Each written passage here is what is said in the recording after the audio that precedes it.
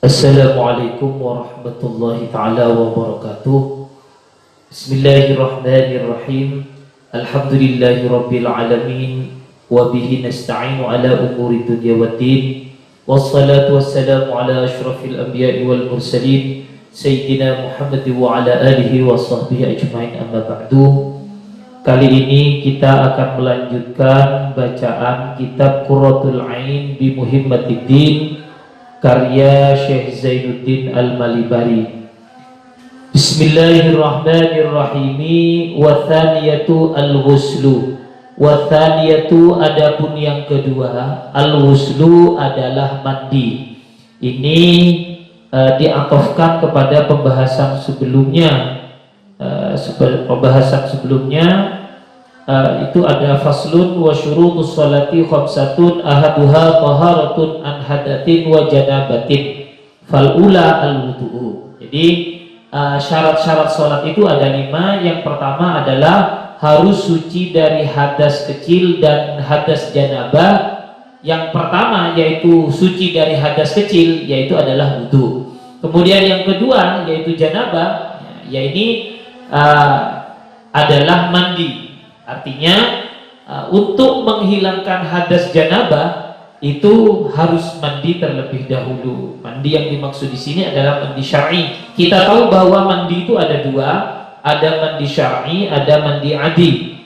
Mandi syar'i itu adalah mandi yang diniati berdasarkan syariat, baik mandi wajib ataupun mandi sunnah. Kalau mandi wajib ya seperti yang akan kita bahas ini. Sedangkan mandi sunnah seperti mandi untuk melakukan sholat Jumat, mandi untuk melakukan sholat istisqa, mandi untuk melakukan sholat Idul Fitri atau Idul Adha. Itu adalah mandi syar'i. Dan mandi syar'i ini membutuhkan niat. Memang secara garis besar yang dimaksud dengan mandi itu adalah menyiramkan air pada seluruh badan dengan niat yang ditentukan atau dengan niat tertentu. Nah, ini adalah pemahaman mandi syar'i, mandi yang berdasarkan syariat. Dan mandi syariat itu harus ada niatnya untuk membedakan apakah mandi tersebut untuk mandi wajib ataukah mandi sunnah. Karena di antara fungsi niat itu adalah membedakan antara wajib dengan yang tidak wajib, dengan yang sunnah. Nah, sedangkan mandi adi itu adalah mandi rutinitas biasa. Ya, kita mau berangkat sekolah, mau berangkat kantor, mau kemana gitu, kita biasanya mandi. Dan mandi ini namanya mandi rutinitas, mandi yang tidak berhubungan dengan syariat sehingga tidak ada pahalanya. Ya, kalau mandi wajib atau mandi sunnah ada pahalanya karena mandi syar'i itu. Sedangkan mandi adi tidak ada pahalanya. Sore kita mandi, pagi kita mandi, ya, mau berangkat sekolah kita mandi, mau sholat maghrib kadang-kadang ya, sebelum sholat maghrib kita mandi dulu. Dan itu adalah mandi rutinitas, ya, itu namanya mandi adi namanya. Kemudian kembali ke kitab, wathaniyatu al-ghuslu, yang kedua adalah mandi. Mujibuhu khuruju manihi. Mujibuhu, adapun yang mewajibkan mandi, khuruju manihi adalah keluar maninya seseorang. Mani itu disebut juga dengan sperma, ya, mani atau sperma. Nah, seseorang yang keluar sperma ini wajib mandi, dan mandi itu namanya mandi janabah, menghilangkan hadas besar atau hadas janabah. Tentang masalah sperma atau mani ini ada ciri-cirinya, dan ciri-cirinya itu adalah salah satu dari 3 hal. Yang pertama adalah at-tadaffuk bi khurujihi, keluarnya muncrat, ya, cerot begitu ya. Ya, kalau bahasa Maduranya itu nampes begitu, nampes. Kalau bahasa Indonesianya muncrat. Ya, ini ciri-ciri yang pertama. Atau ciri-ciri yang kedua adalah at-talazzuz bi khurujihi, ketika keluar itu merasa lezat, merasa enak, ya. Keluar sperma itu enak, dan itu dialami oleh semua orang, ya. Kemudian ciri-ciri yang ketiga, ketika sperma itu basah, itu bau adonan roti. Ketika sperma itu kering, ya, bau atau amis putih telur, ya, itu ciri-ciri sperma. Jadi salah satu dari 3 ciri-ciri ini. Apabila ada seseorang mengeluarkan sesuatu dari zakarnya atau kemaluannya, tapi tidak ada salah satu dari 3 ciri-ciri ini, 3 tanda-tanda ini, maka dipastikan itu bukan sperma atau bukan mani gitu. Ini mani. Nah, mani itu ulama sepakat, ittifaq, 4 madhab, Syafi'i, Hanafi, Maliki, Hambali, mengatakan bahwa orang yang mengeluarkan mani atau sperma wajib mandi. Ya. Semua ulama sepakat. Ya. Namun dalam hal apakah keluar mani dapat membatalkan wudhu atau tidak, nah ini ulama yang berbeda pendapat. Jumhur, yaitu madhab Maliki, madhab Hanafi, dan madhab Hambali, berpendapat bahwa keluar mani atau keluar sperma itu membatalkan wudhu. Sedangkan madhab Syafi'i, madhab kita, berpendapat bahwa seseorang yang keluar sperma atau keluar mani, wudhunya tidak batal. Namun dia tetap tidak boleh sholat. Ya, mengapa? Karena terkait dengan hadas besar tadi itu. Memang tidak mengalami hadas kecil, tapi mengalami hadas besar. Ya, ini tentang masalah mani, hukum mani, ulama ini berbeda pendapat. Madhab Hanafi, madhab Maliki, muqabil adhar madhab Syafi'i, dan wafi qaulin, satu pendapat madhab Hambali, berpendapat bahwa mani atau sperma manusia adalah najis. Sedangkan qaul adhar madhab Syafi'i dan yang menjadi pegangan madhab Hambali itu berpendapat bahwa mani manusia atau sperma manusia adalah suci. Dalam madhab Syafi'i juga ada ulama yang berpendapat bahwa ditafsir atau diperinci. Untuk mani perempuan itu hukumnya najis, sedangkan mani laki-laki hukumnya suci. Hal ini berdasarkan bahwa rutubah fi farjil mar'ati itu najasun, bahwa basa-basa yang ada pada kelamin perempuan itu dihukumi najis, sehingga mani juga masuk dalam kategori najis. Ini menurut salah satu pendapat ulama yang ada dalam madhab Syafi'i. Tentang sperma hewan atau mani hewan, ulama juga berbeda pendapat. Ada ulama yang berpendapat bahwa seluruh sperma hewan adalah najis, sehingga apabila pakaian kita terkena sperma hewan, binatang, maka wajib disucikan. Ada pula ulama yang berpendapat bahwa seluruh sperma binatang atau hewan itu hukumnya suci kecuali sperma anjing dan babi. Nah, ini baru yang najis. Selain itu suci semuanya. Ada pula ulama yang memerinci atau mentafsir hewan yang dagingnya halal dikonsumsi seperti ayam, kambing, sapi, itu spermanya suci.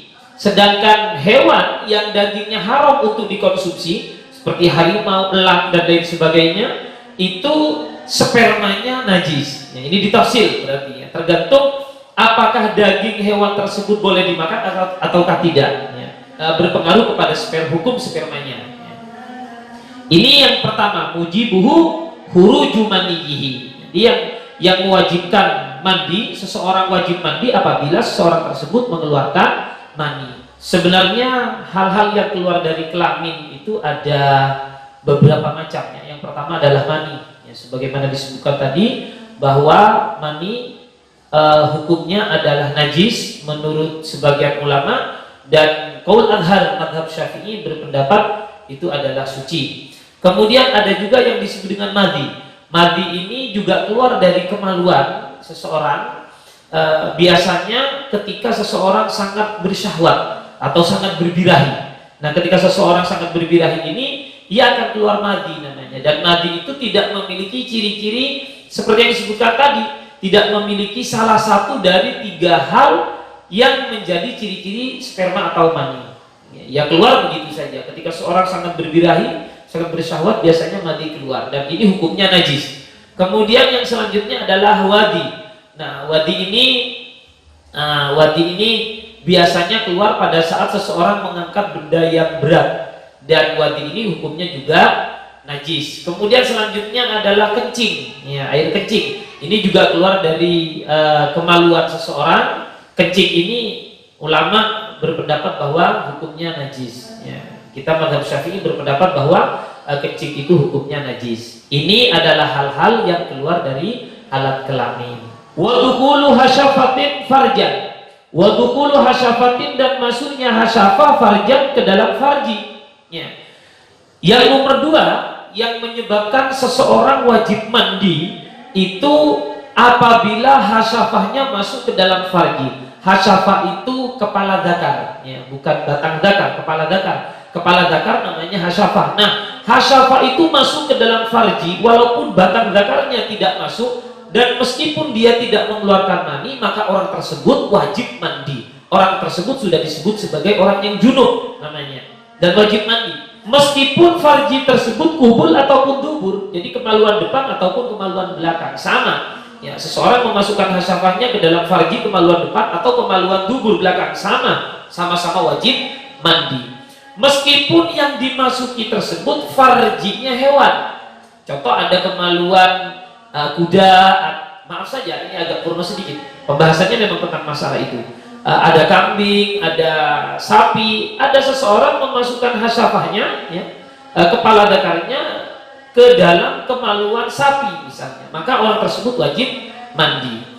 Juga meskipun yang dimasuki itu adalah farjinya mayit, misalnya ada mayit ya, perempuan, kemudian ada seorang laki-laki memasukkan hasyafahnya, ya, kepala dakarnya ke dalam farji si mayit ini, maka orang yang punya hasyafah tersebut wajib mandi. Orang tersebut disebut junub. Artinya kalau mayit itu sudah dimandikan, maka tidak perlu diulang lagi untuk memandikan mayit tersebut. Tapi kalau mayit tersebut belum dimandikan, ya dimandikan dulu, ya, karena mayit memang harus dimandikan terlebih dahulu. Ini pembahasan tentang masalah masuknya hasyafah. Andai kata ada orang yang tidur, pada saat tidur ternyata kelaminnya ereksi, laki-laki tidur kelaminnya ereksi, bangun. Lalu ada perempuan yang memasukkan farjinya ke hasyafahnya orang yang tidur ini, hingga masuk ke hasyafahnya itu. Maka orang yang tidur ini juga disebut orang yang junub, meskipun tidur. Dia juga wajib mandi, karena orang tersebut sudah disebut sebagai orang yang junub. Ini adalah pembahasan yang berhubungan dengan masalah masuknya hasyafah tadi itu. Wahaidun dan haid, wa nifasun dan nifas. Ya, haid dan nifas termasuk dua hal yang mewajibkan seseorang mandi, wajib mandi. Ya. Artinya apabila haid perempuan itu sudah putus atau darah nifasnya sudah putus, maka ia wajib mandi. Nanti di belakang ada pembahasan khusus tentang masalah haid dan nifas. Namun secara garis besar, haid dan nifas adalah dua hal yang mewajibkan seseorang mandi hadas besar. Ya.